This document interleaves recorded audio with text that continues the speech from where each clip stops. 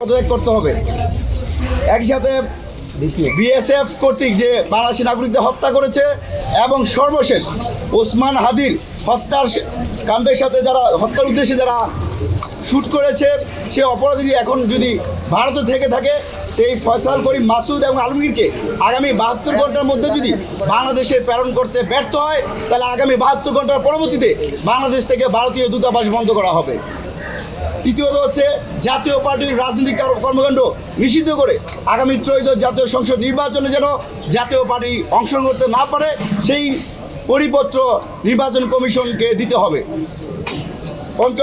চতুর্থ হচ্ছে আওয়ামী লীগের যে সকল প্রার্থীরা আমরা নামে বেনামে শুনতে পাচ্ছি স্বতন্ত্র নির্বাচন করতে চায় আগামী ত্রয়োদশ জাতীয় সংসদ নির্বাচন বানচাল করার উদ্দেশ্যে সেই স্বতন্ত্র প্রার্থীরাও যেন আগামীতে ত্রয়োদশ জাতীয় সংসদ নির্বাচনে অংশগ্রহণ করতে না পারে।